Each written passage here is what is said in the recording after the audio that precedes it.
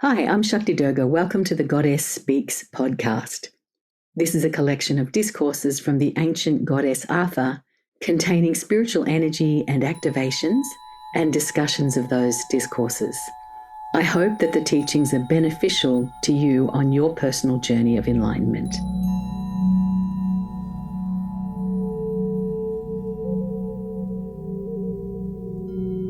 So last time on the 5th of February, there was a divergence from the way Artha, the goddess, has come to us before.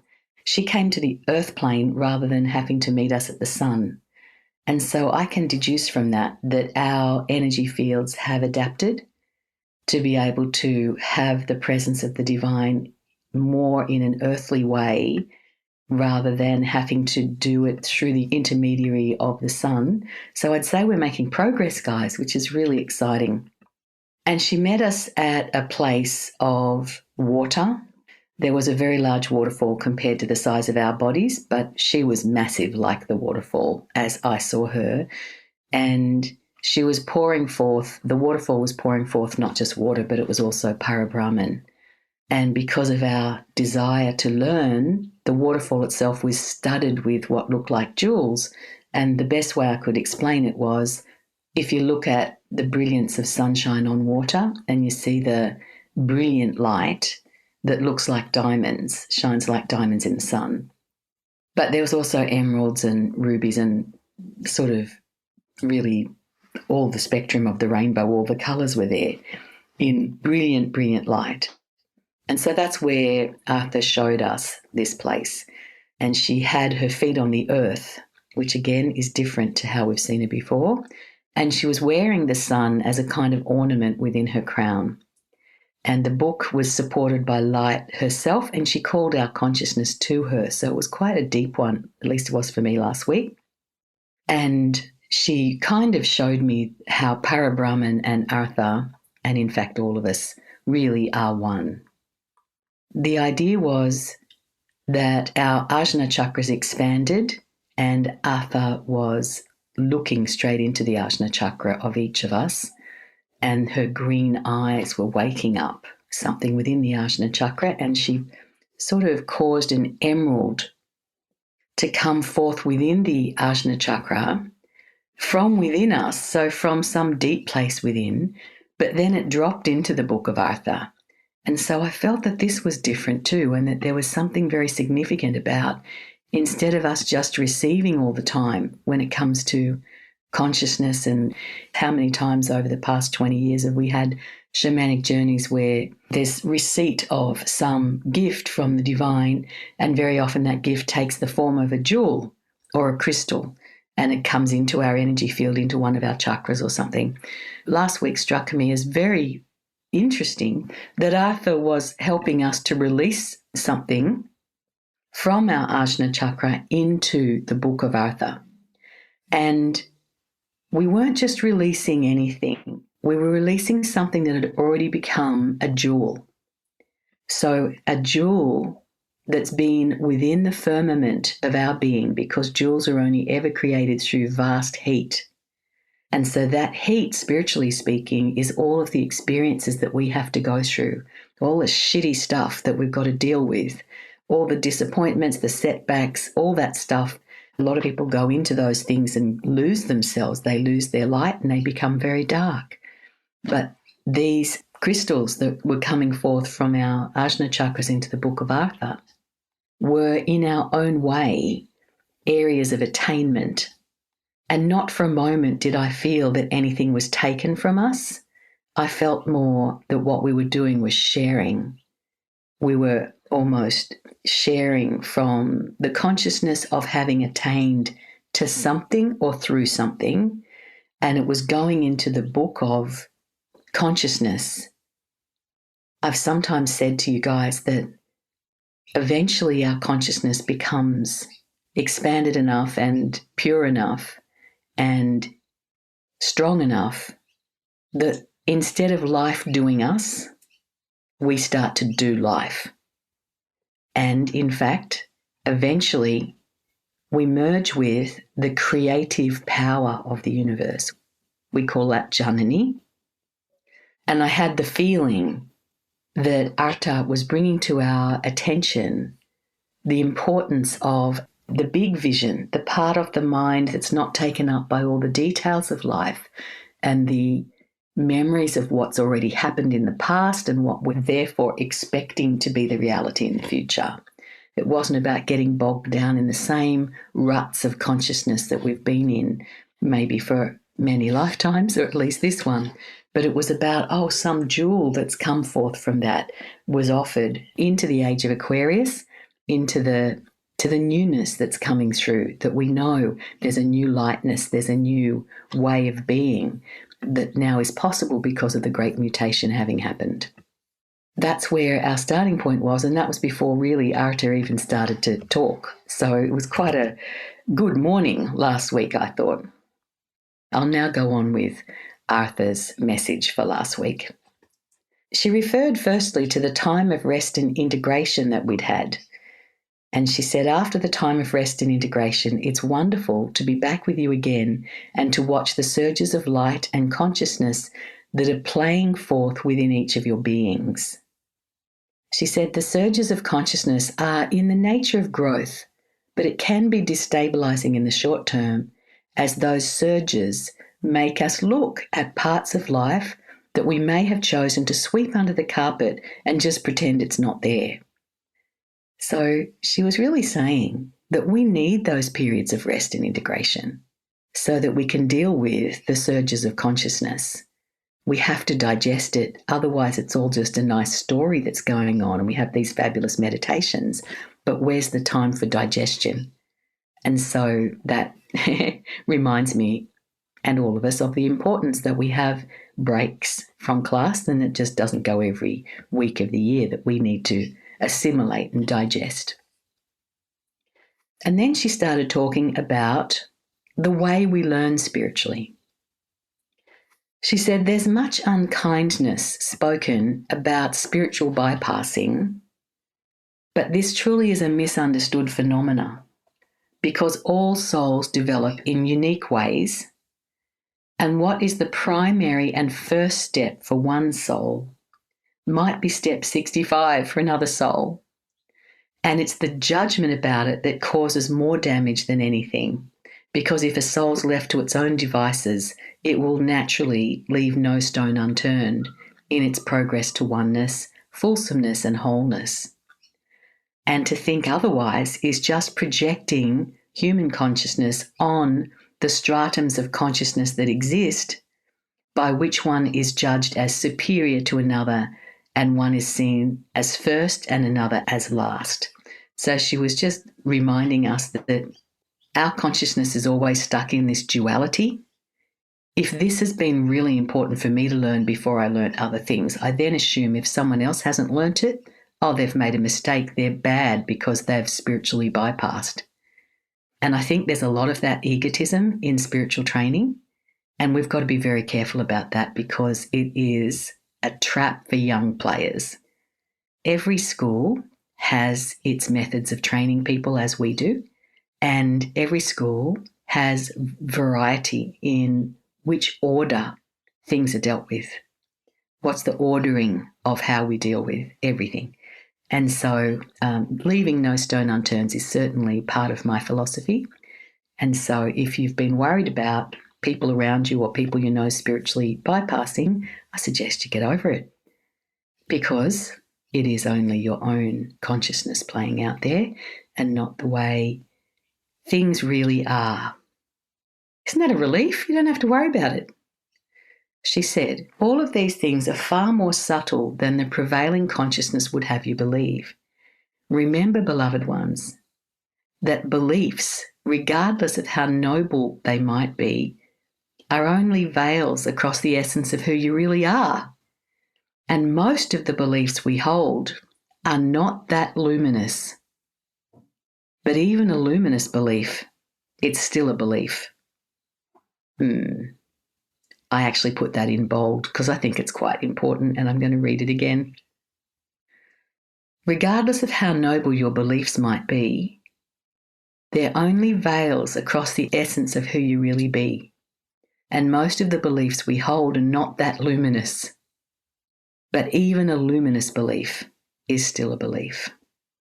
Far out, hey? That has lots of implications and repercussions for how it is we're going to grow spiritually, which has got to be getting beyond the belief system and accessing different parts of the fullness of self. And then she said, listen to this point, beloved ones. The time that we take up in our lives in worrying about what we believe could be spent instead pursuing the essence of who we be. So I did not hear her to be saying that your beliefs are irrelevant. She said worrying about it is counterproductive.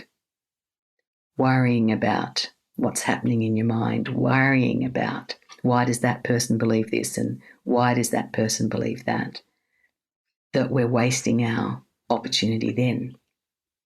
She said, as the essence unfolds within us, the uncertainty of the mind and the worry that that uncertainty creates is naturally released. The mechanisms that you learn through lift, igniting your spirit, are helpful in the connection with the essence and the working out of the mind stuff that is at once one's identity and one's imprisonment.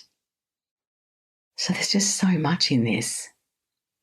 So as our essence unfolds, and who doesn't relate to, there are times when you feel uncertain, you're not sure. Do I be with this person or that person or no one? Do I live in this house or another house? Do I have this job or should I look for another job? And should I do this spiritual practice or should I do that spiritual practice? Am I in the right place or the wrong place? All these uncertainties that are so natural for all of us in our lives. And Arthur is saying, well, that's your mind. That's the mind stuff. It's based on beliefs. Beliefs aren't that luminous. And all this worry, just get in touch with the essence of who you be. And then the worry won't be there when the essence of self is. And that lift or ignite your spirit are very helpful in the connection with that essence and the working out of the mind stuff. And certainly that's what I experience when I give a lift session or even receive one, is an opening into more of self. And that's really the essence of the therapy. And it's interesting to see that the mind stuff is at once one's identity and one's imprisonment. And of course, that's one of the reasons that we utilize the tool of spiritual names in the school, because such a lot of our identity is tied up in our name. And that name becomes one's identity and also one's imprisonment. And so until you learn to open the door of the prison, sometimes using another name is very, very helpful. And then it comes to a stage where you're not that identified now with the name. You've worked through a lot of the constructs that aren't helpful from the early years of having that name. And then you can use any name or the same name or your birth name again, and it will all be fine. Anyway, it's a big cycle. Arthur goes on. It's normal, beloved ones, and necessary for there to be a sense of identity. And it's not the identity per se which is the issue. It's one's attachment to it. Wow, hey? It's your attachment to your identity that's the issue. And the distortions through which one sees one's own identity, which are caused by the operation of the mass consciousness upon our own inner landscape. And she said all of that is referred to in the Western mysteries as the veil of Paraclete. So that is the veil that sits between the astral world and the soul. And it's the veil of mind. It's not something that's evil. It's not intrinsically wrong or bad. It's part of the divine design for there to be a realm of choice and free will available in which the human condition can actually exist. And we've looked at that concept before, that good and evil are not good and evil, they're just ends of polarities in which we're able to exist. And the Vedic teachings make that much easier to understand than the Western teachings do, because the Western teachings like to cast good and evil as absolutes, whereas the Vedic teachings always cast good and evil as relative states. And asuras are never cast as having no redeeming features. In fact, very often they're extremely good administrators. Ravana, who was Ram's nemesis, was one of the best town planners that ever existed. He built the most extraordinary, exquisite city. He was a very educated person. He had been a devotee of Lord Shiva forever and had even offered to give his head to Lord Shiva at one stage to be lopped off if that's what it took to be one with Shiva. And then Shiva blessed him to have 10 heads. Go Ravana. But there's always a kicker with those Asura beings, no matter how noble they might be in some ways. At the end of the day, they're self-serving. And that is what distinguishes them from the angelic realm in the Eastern mysteries. And the angelic realm of the Devas, they're a bit admixed as well. None of them are perfect. They all have their personality quirks. Shiva and Parvati spend half their time fighting, for instance. Saraswati loses the temple and curses people. There's different quirks. Lord Indra can't keep it in his pants. He's just always in the pleasure gardens at any opportunity. There's always something going on with the gods and goddesses. But when push comes to shove, they're there for the greater good. They're there to help and serve others. And so that sets them apart from each other.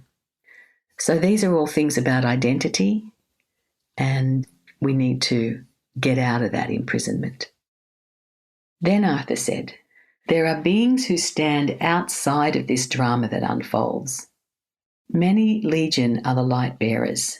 Many legion are the forms of God that do not go through the polarity of the human soul. But as it was your own volition to have the experience of moving out of the eternal kingdom of light and to be pioneers and explorers in landscapes that are diverse and challenging, so it is that one brings back from these adventures an enriched consciousness, similar to the way that natural uranium coming from the earth must be enriched before it can be used for various purposes. And whilst the comparison is a difficult one in some ways, as what is enriched is often used for destructive purposes, it's true that the uranium within the earth couldn't cause the explosion of light that the enriched uranium is capable of causing. If we take away the negative ideation from that metaphor, take away the destructiveness and just use the metaphor to understand consciousness before it's enriched and after it's enriched, that it's all still part of the whole. But before it's enriched, it can't do what it can do after it's enriched. That consciousness goes through these processes of humanness, bringing forth an enriched potency and brilliance. And one could say a destructive force is held within this enriched consciousness, because when it's enriched properly through divine grace, it will wish to build only that which the divine would build. And then there's a disintegration or a dissolution of what might been attempted to build to please the divine, to build in accordance with the divine design. You thought it was, you're doing your best, you're trying to build.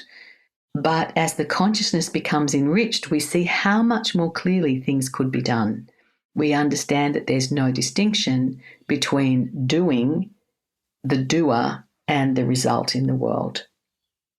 We understand that the divine can be the mover, the consciousness, and can bring forth the divine will into creation.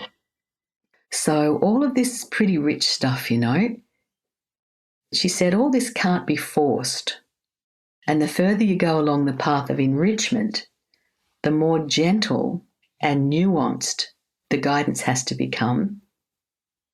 Consciousness alone is what will bring you into the realms of bliss.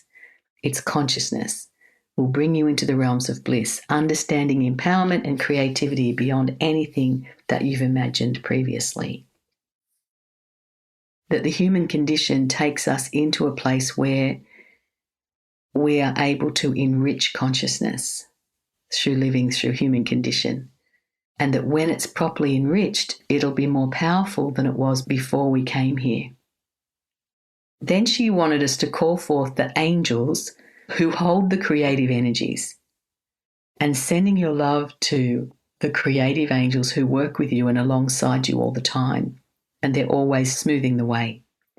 And sending love to the angels around you, sending love to them, and allow love and the will to do good to be your mentor companions, as well as the energy and consciousness you bring to that which you seek to create. So she was saying that as we send love to the angels surrounding us, the creative angels, the creative energies, that they can become mentor companions through love. So that's fascinating, don't you think? Difficult as it is to remember, the universe is alive and sentient, and you have your life within it. That you feel disconnected from the universe is a problem of consciousness as perceived by the human soul in the process of becoming the Parabrahma in the enriched way. It's just the way things are designed. An excellent question. Does this mean that the difficult experiences that we all work through enrich the consciousness? And my answer to that is yes. That is absolutely what enriches our consciousness. It's not sitting there bitching and whinging about the difficult experience. It's not about blaming someone else for why you've got this difficult experience. It's accepting that you do have this difficult experience and then working out how you're going to proceed from there to bring this into some glorious resurrection. And the idea of resurrection is crucial to the whole study of consciousness. So it's almost like the phoenix idea in the Egyptian and sometimes in the Celtic mysteries, and also in the Chinese mysteries, they also talk about the phoenix. So it's quite a universal one. You go into these problems, or the world gives you these problems, or your situation creates these problems that you perceive. But the idea is to find your divine self, not when that problem's gone, but through the problem, through dealing with the problem, you find your consciousness will become enriched and you'll have all these realizations and aha moments. And that's the juice. If we didn't have the problems, we could not enrich our consciousness because we'd be living in not duality, we'd be living in unity consciousness where no enrichment is possible. This is the essence, really. This is actually the essence of self-realization being shared with us here by Artha. Difficult as it is to remember, the universe is alive and sentient, and you have your life within it. That you feel disconnected from the universe is a problem of consciousness as perceived by the human soul in process of becoming the Parabrahman in the enriched way. And then she said, allow for the light of the sun to come in through you to bring forth the highest and best attributes of your personality. Not to change you, beloved ones, but to delight you, that you be more you. And then as you come into oneness with the Parabrahman, there's a graciousness that develops, a natural conception of the unity of all things, a natural conservation of energy, and a natural knowing of how you can be helpful, how you can serve with efficacy, and how you can bring more beauty to the created world. So I don't know about you guys, but I find that even reading these words is quite activating because it's the divine speaking. So this is like Saraswati. Very amazing. Then she said, it's true, beloved ones, that there is a presence within the earth that is divine, and a presence within the sun that is equally divine, that there is the presence of Artha here for you today. But as you wish, you may also perceive of these energies as being combined in one, and allow these energies to combine also with you. So Artha is not at all interested in you seeing Artha as the pinnacle of creation. She's basically just saying, well, there's all these divine forms, but they're really one.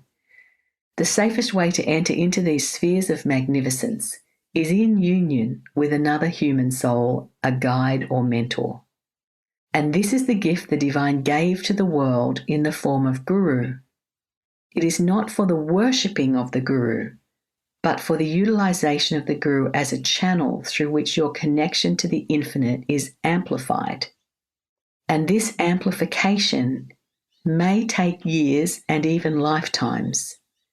It will take place between lives and support you wherever you be, but it is still your journey to discover the oneness, that you are not separate to the Guru, you are not separate to Parabrahman, and the bliss resides in you. It just goes to sleep, and we will allow the veils to part. We find the bliss waiting for us. And so the idea of a mentor, guide, tzaddik, or guru, whatever the word is, can be thought of also as a lamp in the darkness, where any area that one wishes to explore, one takes this lamp with us, and the lamp will show us things that our eyes would be unable to detect if the lamp were not with us. But it is still our eyes that do the seeing, and our consciousness that comprehends what we see. But through the light of the divine gift of Guru, one can see with greater clarity. So actually, I think that's one of the best descriptions of Guru I've ever heard. Artha is always here for all souls, and Artha can be called by any of the names of any of the goddesses of any of the traditions, and has been. Interesting. Artha can create many images of Artha suitable for the consciousness of the group who call to her. It's greatly appreciated that the group consistently does the practices that enable the stability for this group to continue the exploration of the subtler mysteries and take time for the integration of these mysteries, thus forming an even stronger, more robust platform upon which to stand to launch yourself into the Parabrahman, which is endless and boundless. Here's another bit I put in bold. Recall the instruction as to your daily practices and ensure that the sun does not set on you unless you've done your practices. For the spiritual food that's sent through the practices to support you in your life and your growth, truly, beloved, is related to the sun and its cycle. And when the sun moves away, the food must have been integrated by then to sustain you overnight, and the feeding recommences the next day through the practices. So in fact, our spiritual practices is one of the ways we digest sunlight. And I then had this vision of all the trees and plants doing spiritual practices every day, all day long, digesting the sunlight, and photosynthesis not really just being a physical thing, but also having a V diagram presence. Imagine those plants and those flowers, all the beautiful things, just digesting the sunlight. And I'm just going to read this again. Recall the instruction as to your daily practices and ensure that the sun does not set on you, lest you have done your practices. For the spiritual food that's sent through the practices to support you in your life and growth, truly, beloved, is related to the sun and its cycle. And when the sun moves away, the food must have been integrated by then to sustain you overnight, and the feeding recommences the next day through the practices. Full on, huh? And this sits very comfortably with the biblical teaching that in the Old Testament, when Moses saved the Jews and they escaped out of Egypt, every day they would receive manna from heaven, which is what kept them alive as they were going through the desert for 40 years, where there was no food, no water, no anything. All there was manna from heaven. And this, I think, is what Artha is talking about. And that manna actually has a V diagram, a whole V diagram to it. Anyway, don't neglect your practices or regard other things as more important. And whilst circumstances occasionally dictate that your practices are done at a different time to what you would intend, don't neglect to do the practices before the sun sets on you. This ancient teaching is now revitalized for your edification. And Artha, on behalf of all the goddesses and gods, angels and holy presences, bids you namaste. Wow, amazing, isn't it? I hope you enjoyed this episode of The Goddess Speaks. If so, please share it with your friends and your family so they can benefit too. If you'd like to connect with me, visit my website, Shakti Durga.